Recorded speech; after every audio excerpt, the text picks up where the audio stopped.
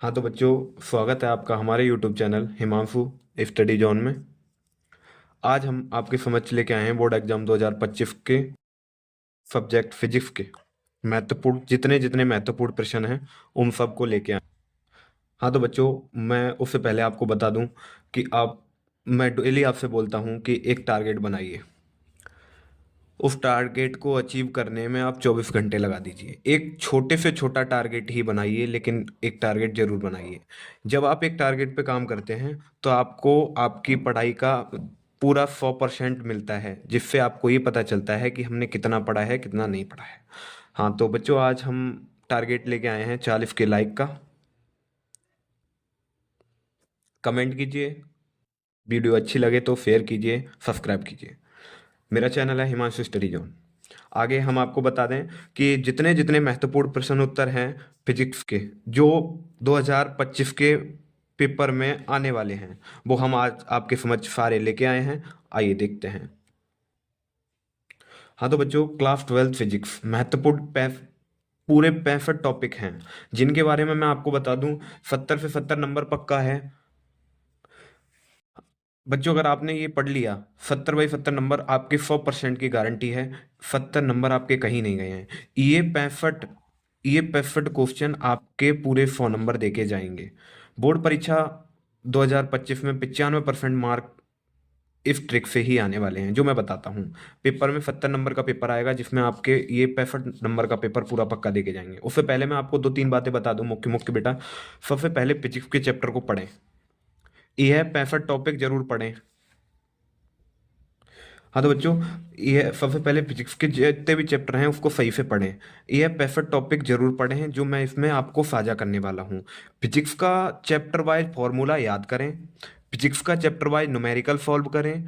Physics में जितने भी महत्वपूर्ण डेरिवेशन हैं बेटा, सबको सॉल्व कर लो एक बार, जिससे कि आपको आने वाले समय में जब आप पेपर में बैठो तो दिक्कत ना हो।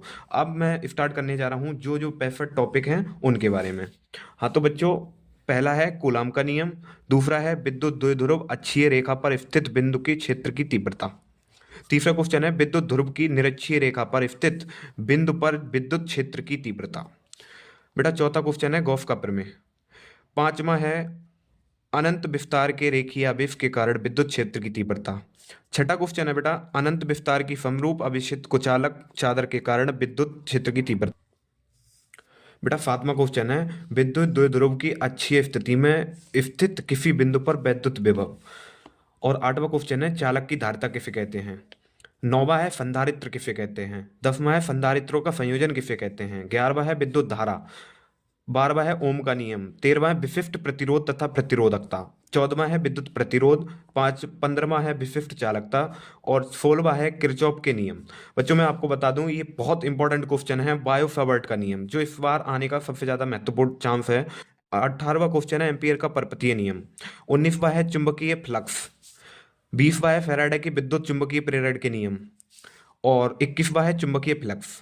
22वां है स्वप्रेरण किसे कहते हैं। 23वां अन्योन प्रेरण किसे कहते हैं। 24वां है विभिन्न प्रकार के प्रत्यावर्ती धारा परिपथ एसी परिपथ एलआर परिपथ एलसी परिपथ एलसीआर परिपथ किसे कहते हैं। 25वां है वार्डवीन धारा। और 26वां है ट्रांसफॉर्मर।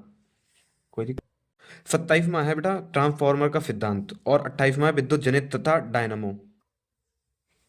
29वां है बच्चा मैक्सवेल का समीकरण। 30वां है मैक्सवेल का विद्युत चुंबकीय तरंग सिद्धांत। और 31वां है विद्युत चुंबकीय स्पेक्ट्रम किसे कहते हैं। और 32वां है प्रकाश का परावर्तन। 33वां प्रकाश का अपवर्तन। 34वां पूर्ण आंतरिक परावर्तन। 35वां प्रिज्म। और 36वां है प्रिज्म कोण अपवर्तनांक न्यूनतम विकलन कोण में संबंध। और 37वां है प्रकाशिक माध्यम की परिप्रेक्षण या बर्ड विक्षेपण क्षमता। 38वां है गोलीय पृष्ठ पर अपवर्तन का सूत्र। और 39वां क्वेश्चन है आपका पतले लेंस के लिए अपवर्तन का सूत्र लेंस मेकर सूत्र द्वारा। और 40वां है लेंस की क्षमता। 41 लेंस की फोकस दूरी के लिए न्यूटन का सूत्र। 42वां सूक्ष्मदर्शी। 43वां है दूरदर्शी का दूरदर्शक। और 44 हाइगेन्स का तरंग सिद्धांत। हाइगेन्स के द्वितीय तरंगिकाओं का सिद्धांत 45।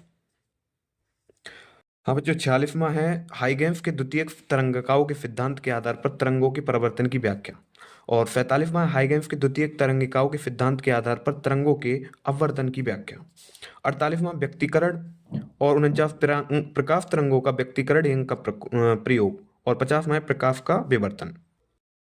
51वां है कार्यफलन और 52वां है प्रकाश का विद्युत प्रभाव। अगला क्वेश्चन है प्रकाश विद्युत उत्सर्जन के नियम। अगला है आइंस्टीन का प्रकाश विद्युत समीकरण। 55वां है रदरफोर्ड का अल्फा कण प्रकीर्ण प्रयोग नाभिक की खोज। ये 3 क्वेश्चन इसी में आपको देखने को मिल जाएंगे। 56वां है रदरफोर्ड का परमाणु मॉडल। और 57वां हाइड्रोजन परमाणु का बोर मॉडल। अगला क्वेश्चन है हाइड्रोजन स्पेक्ट्रम। अगला है अर्थ आयु। और 60वां है अर्थ आयु तथा 6 नियतांक में संबंध। 61वां है नाभिक की बंधन ऊर्जा। और 62वां है नाभिकीय विखंडन। 63वां है नाभिकीय संलयन। और 64वां है पीएम संधि डायोड। पीएम संधि डायोड अंतर्गत दीप्तकारी के रूप में। बच्चों मैं आपको बता दूं, अगर आपको वीडियो अच्छी लगे तो शेयर करना, लाइक करना और कमेंट करना नहीं भूलना, और सब्सक्राइब जरूर करना।